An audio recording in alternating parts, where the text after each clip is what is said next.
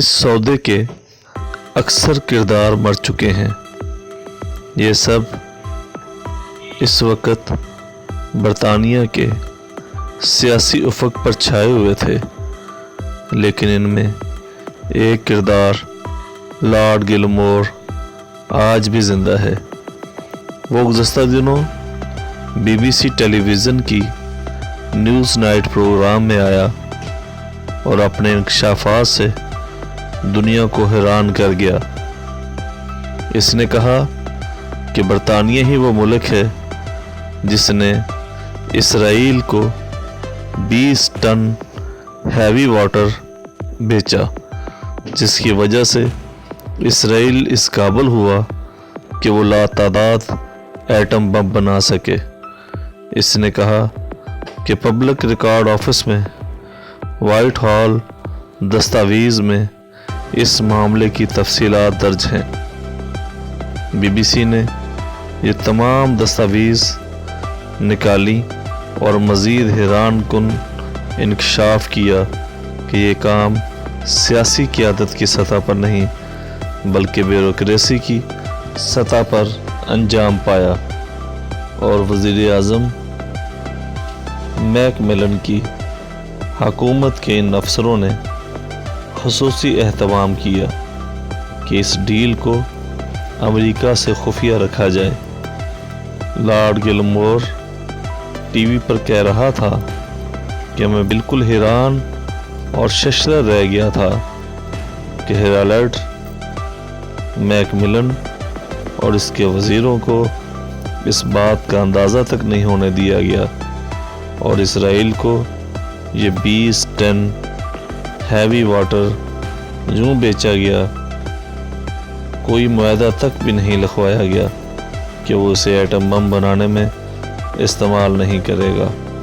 کوئی بھی civil servant مفادات کی جنگ میں اس قدر بھی گر سکتا ہے، یہ کبھی سوچا بھی نہیں جا سکتا تھا۔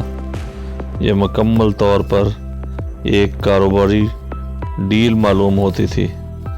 سب سے پہلے برطانیہ کی ایٹمی انرجی اتھارٹی نے 1.5 ملین پاؤنڈ کی مالیت میں ناروے سے ہیوی واٹر خریدا اور یہ اندیا دیا کہ اسے اپنے لیے استعمال کرے گی۔ یہ 1.5 ملین پاؤنڈ کی قیمت آج کے بازار میں 20 ملین پاؤنڈ سے کم نہیں، اور پھر جیسے ہی اس کے جہاز برطانوی بندرگاہ پر لنگر انداز ہوئے، فوراً اسرائیل کو فروخت کر دیے گئے۔ 10 ٹن ہیوی واٹر لیے ہوئے 2 جہاز باری باری اسرائیل کی بندرگاہ پر پہنچے، جہاں سے یہ سامان اسرائیل کی زیر زمین صحرائی ایٹمی ری ایکٹر ڈائمونا میں پہنچا دیا گیا۔ یہ وہ زمانہ تھا جب امریکہ پر آئزن پاور کی حکومت تھی، اور امریکی حکومت برطور یہ چاہ رہی تھی کہ اسرائیل اس کی امداد کا محتاج رہے اور خود ایٹمی ہتھیار نہ بنائے۔ لیکن 1961 میں یہ راز برطور کھل گیا کہ اسرائیل ایٹمی ہتھیار بنانے کے قریب ہے، لیکن اس ضمن میں برطانیہ کے بیوروکریٹس کی مدد پر پردہ ہی پڑا رہا۔ ادھر امریکہ میں کینڈی کی حکومت آ گئی، جو تمام امریکی صدور میں واحد تھا جو فری میسن تحریک سے کبھی بھی وابستہ نہیں رہا تھا۔ اس کے وزیر دفاع رابرٹ میکنمار اور اس نے مل کر کوشش کی کہ اسرائیل کو ایٹم بم بنانے سے روکا جائے۔ یہ کوششیں جاری تھیں کہ کینڈی ایک دردناک انجام سے دوچار ہو گیا۔ اسے دن دہاڑے بیوی اور بچوں کے سامنے قتل کر دیا گیا، اور آج تک اس کے خاندان میں سے جو بھی ذرا سا قیادت کے قابل ہوا، اسے موت کا سامنا کرنا پڑا۔ یہ ایٹمی ہتھیار بھی راز میں رہتے اگر 80 کی دہائی میں برطانوی ایٹمی کاریگر وینونو اس راز کو تشت ازبام نہ کرتا جو وہاں اسرائیل میں کام کے لیے بلایا گیا تھا۔ وہ وہاں سے بھاگا تو اسے اپنے ملک میں بھی پناہ نہ مل سکی۔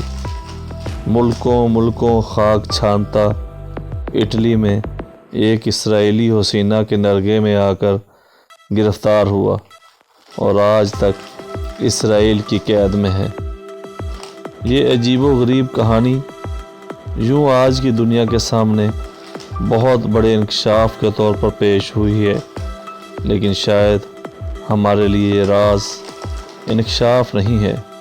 جو ملک جنگ عظیم میں سلطنت عثمانیہ ختم کرنے کے بعد فی الفور معاہدے کے تحت اسرائیل کے قیام کی ذمہ داری لیتا ہے اور پھر 25 سال اس کی ساری ایجنسیاں، ساری فوج، دفتر خارجہ اور عالمی دباؤ اس دھن میں لگے رہتے ہیں کہ کب اس دنیا کے نقشے پر ایک ملک اسرائیل جنم لے اور پھر اس کی کوششوں سے یہ ملک مارج وجود میں آتا ہے۔ اس کے بیوروکریٹس کے سامنے یہ 20 ٹن ہیوی واٹر کی ترسیل کیا حیثیت رکھتی ہے۔ یہ ہیوی واٹر جسے بھاری پانی کہا جاتا ہے دیکھنے میں کتنا بے ضرر ہے، لیکن شاید اس کی ترسیل کرنے والوں کو بھی اس کا علم نہ ہو کہ اس بھاری پانی کی قیمت بہت بھاری ہے جو بے گناہوں کے خون سے آج تک ادا ہو رہی ہے۔ اس طرح کی بے شمار معلوماتی ویڈیوز کے لیے ہمارے ساتھ جڑے رہیے۔ ان تمام احباب سے گزارش جو ہمارے چینل کو پہلی دفعہ دیکھ رہے ہیں وہ ہمارے channel the message T V کو سبسکرائب کر لیں، ساتھ میں بیل آئیکن دبا لیں تاکہ ہر آنے والی لیٹسٹ ویڈیو کا نوٹیفیکیشن ان کو بر وقت مل سکے۔ ویڈیو کو لائک کیجیے گا، شیئر کیجیے گا، کمنٹس باکس میں اپنے کمنٹس دیجیے گا۔ میں ان تمام احباب کا دل کی گہرائیوں سے شکر گزار ہوں جو گئے بگئے ہماری ویڈیوز کی بہتری کے لیے ہماری رہنمائی فرماتے ہیں اور کمنٹس باکس میں اچھی رائے ہمیں بھیجتے رہتے ہیں۔ ویڈیو کو لائک کرتے ہیں، شیئر کرتے ہیں۔ اپنے میزبان خالد بخاری کو اجازت دیجیے، ملتے ہیں ایک نئے ویڈیو میں۔ تب تک اللہ نگہبان، فی امان اللہ، اللہ حافظ، السلام علیکم ورحمۃ اللہ وبرکاتہ۔